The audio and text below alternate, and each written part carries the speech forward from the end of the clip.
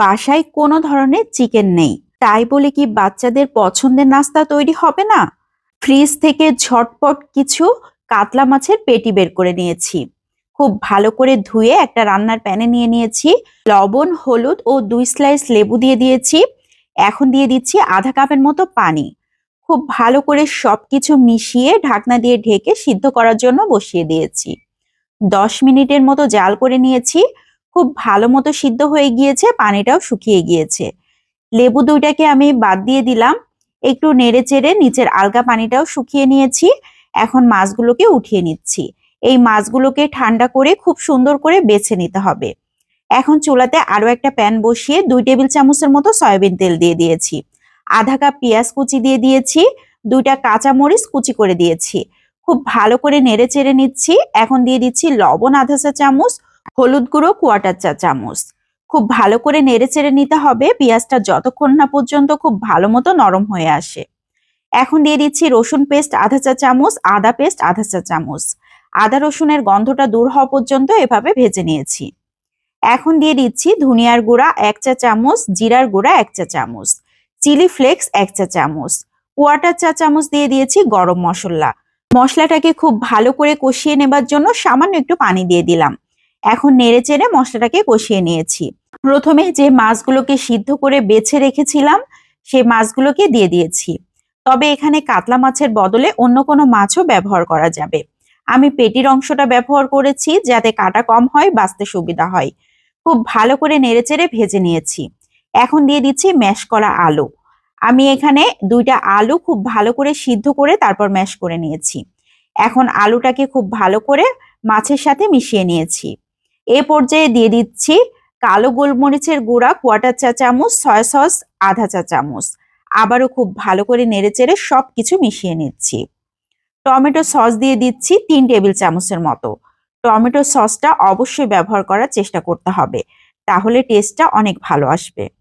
আবারও খুব ভালো করে নেড়েচেড়ে মিশিয়ে এখন দিয়ে দিচ্ছি ধনিয়া পাতা কুচি। সামান্য একটু লবণ দিয়ে দিচ্ছি। আমার কাছে মনে হলো লবণ একটু কম হয়েছে, এজন্য এ পর্যায়ে লবণ ব্যবহার করেছি। এখন দিয়ে দিচ্ছি ভাজা জিরার গুঁড়া আর 2টা কাঁচামরিচ ছোট ছোট টুকরা করে কেটে। এই কাঁচামরিচ থেকে খুবই সুন্দর একটা সেন্ট আসবে। খুব ভালো করে নেড়েচেড়ে একদম আঠালো টাইপের হয়ে গিয়েছে। দেখেই বোঝা যাচ্ছে যে মিশ্রণটা একদম কমপ্লিট। এখন একটা পাত্রে আনলোড করে নিচ্ছি। এটাকে ঠান্ডা করে নিতে হবে, এজন্য আমি ছড়িয়ে দিচ্ছি যাতে দ্রুত ঠান্ডা হয়ে যায়।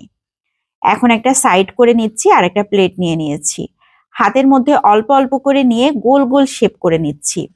আমরা চপ যেভাবে তৈরি করি আমি সেভাবে শেপটা দিয়ে নিচ্ছি। তবে এই শেপগুলো একদম নিজের পছন্দ অনুযায়ী দিলেই হবে। কেউ চাইলে চারকোনাও তৈরি করতে পারেন। আমি গোল গোল করেই তৈরি করে নিয়েছি। সবগুলোই রেডি হয়ে গিয়েছে। এখন প্লেটটাকে একটা সাইড করে নিয়েছি, একটা ছোট বাটি নিয়ে নিয়েছি। এর মধ্যে একটা ডিম নিয়ে নিচ্ছি। ডিমটাকে ফেটিয়ে নিতে হবে। ডিমের মধ্যে লবণ দিব না, তাহলে ডিম থেকে পানি ছাড়বে। এখন আরো একটা পাত্র নিয়ে নিয়েছি। এর মধ্যে নিয়ে নিচ্ছি ব্রেড ক্রাম। এই ব্রেড ক্রামটা হচ্ছে পাউরুটির গুঁড়া।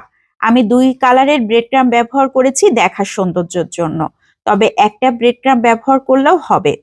এখন দিয়ে দিচ্ছি কর্নফ্লাওয়ার। আমি চপের উপরে কর্নফ্লাওয়ারটা দিয়ে দিচ্ছি। কর্নফ্লাওয়ারটা আলাদা করে নিয়ে চপগুলো কর্নফ্লাওয়ারের মধ্যে দিয়ে তারপর ডিমের মধ্যে দিলেও হবে। আমি চপের উপরেই দিয়ে নিয়েছি যাতে দ্রুত হয় এই জন্য। এইভাবে যদি কোট করা হয় তাহলে অনেক বেশি ক্রিস্পি হবে। কর্নফ্লাওয়ার না দিলেও হবে, তবে কর্নফ্লাওয়ারটা দিলে অনেক বেশি ক্রিস্পি হয়। এইভাবে ডাবল কোডিংও করে নিতে পারেন, তবে আমি সিঙ্গেল কোডিংই করে নিব। আমার কাছে মনে হয় ডাবল কোডিং করলে অনেক বেশি ক্রিস্পি হয়, মুচমুচে হয়। খুব বেশি মুচমুচে আমার কাছে ভালো লাগে না, এই জন্য আমি সিঙ্গেল কোডিং করে নিচ্ছি। যারা বেশি মুচমুচে খেতে পছন্দ করেন তারা ডাবল কোডিং করে নিতে পারেন। এখন দেখিয়ে দিচ্ছি এগুলোকে 3 থেকে 4 মাসের জন্য কিভাবে সংরক্ষণ করব। আমি একটা বক্স নিয়ে নিয়েছি, তার মধ্যে একটা টিস্যু বিছিয়ে একটা একটা করে রাখলাম, আবারও একটা টিস্যু দিয়ে দিয়েছি, তার উপরে আবারও একটা একটা করে রেখে টিস্যু দিয়ে দিচ্ছি। এখন মুখটা লাগিয়ে ডিপ ফ্রিজে 3 থেকে 4 মাসের মতো এভাবে সংরক্ষণ করা যাবে। ডিপ ফ্রিজ থেকে বের করে ভেজে নিয়ে পরিবেশন করা যাবে। কয়েকটা ভেজেও শেয়ার করছি, ভেতরটা কেমন হয়েছে সেটাও দেখিয়ে দিব। উল্টে পাল্টে পছন্দ মতো ভেজে নিলেই হবে। ভেতরটা যদিও সবকিছু কুক করা, এজন্য ভাজতে একদমই সময় লাগেনি। আমি ভেঙে শেয়ার করছি ভেতরটা কেমন হয়েছে। দেখেই বোঝা যাচ্ছে বাইরের আবরণ অনেক ক্রিস্পি মুচমুচে, ভেতরটা কিন্তু অনেক জুসি। কাউকে খেতে দিয়ে যদি বলা না হয় এটা চিকেন না ফিশ দিয়ে তৈরি, কেউ বুঝতেই পারবে না। সবাই মনে করবে এটা চিকেনের তৈরি। তো কেমন লাগলো সবাই লাইক ও কমেন্টের মাধ্যমে অবশ্যই জানাবেন। বিদায় নিয়ে নিচ্ছি। আসসালামু আলাইকুম।